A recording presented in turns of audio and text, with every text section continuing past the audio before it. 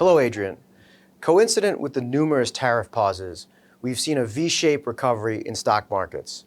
My question for you is, are we back to a risk-on environment led by U.S. exceptionalism?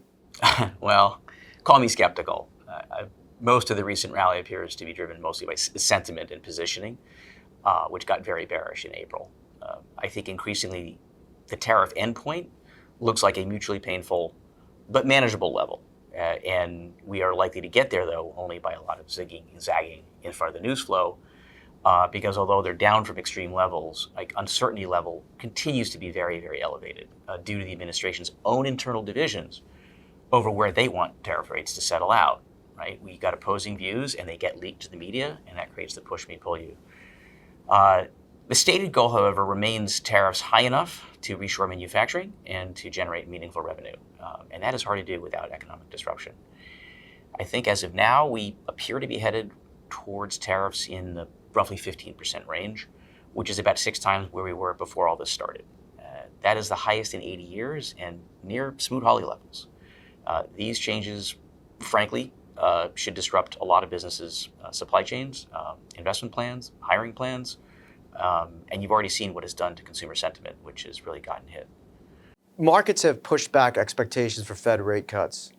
My question for you is, what is, in your mind, the expected impact on Fed policy, as well as on corporate fundamentals?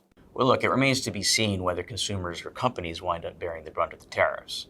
Right? Will job growth and wage growth remain strong enough for companies to pass those tariffs on to consumers? Right? In that case, inflation will stay elevated. In fact, probably goes higher by a point and a half. And Fed cuts at that point would be likely pushed out for an extended period of time. Right? Or does the consumer buckle? In which case, companies absorb the tariffs in their margins. And in that case, estimates for the S&P 500 earnings are likely to get cut. And then you don't get 10% earnings growth. And that's a challenge for a market priced at 22 times. I think we end up seeing some combination of both, right? In certain sectors, a headwind to earnings and margins. And in other sectors, some inflation that holds up yields and creates a headwind for the market multiple. So it is a bit of a conundrum for both inflation and the dollar. The dollar has rallied in recent days, even though for the year it remains significantly lower. Can you tell me what's the path forward for the dollar, and particularly when you take into account the tax policy that's working its way through Congress? Well, in the U.S. dollar, I think people do fear the repatriation trade by foreigners, and they do it for good reason, because foreign investors own a third of our treasuries and about 20% of our equity market. It's 110% of GDP combined, and that is heavily overweight relative to history. So obviously, even a modest repatriation could hit U.S. markets, both bonds and equities. Personally, I think we need to focus as much on how we fund our deficit, and that math also seems problematic. And I think it may explain why we saw the dollar fall while yields rose back in April. The U.S. deficit is approximately $2 trillion, about half funded by domestic savings, but the other half by foreigners, especially the EU and Japan, our largest investors. The current tax package actually raises the deficit near term by front-loading the tax cuts and by pushing back the cost cuts into the out years. Okay, so there's not a lot of help from that, from the tax policy. Many investors in Europe today hedge their treasuries back into their own currencies. During the decade of ultra-low rates, doing this gave them a nice yield pickup over bonds or JGBs.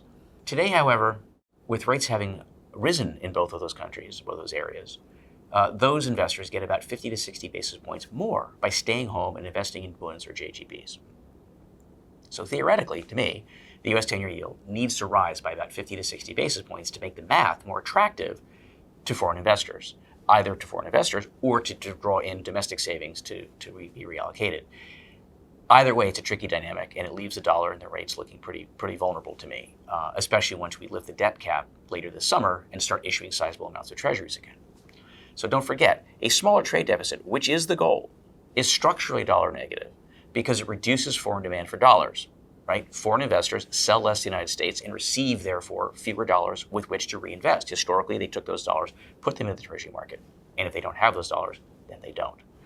So foreign investors today have options they did not have just a couple of years ago, right? In their home bond markets, many can earn higher yields now than they can get in the U.S. And in equity markets, they see higher nominal growth in Japan and Europe than they did before, driven by fiscal spending, as well as higher shareholder returns in Japan, driven by corporate reform, driving higher share buybacks and higher dividends. So at 14 times earnings, those two markets really don't seem to reflect the positive catalysts. So this makes me think that the reallocation and repatriation trade into foreign markets really might have room to run. Thank you for your thoughts today. Look forward to speaking to you next time. My pleasure.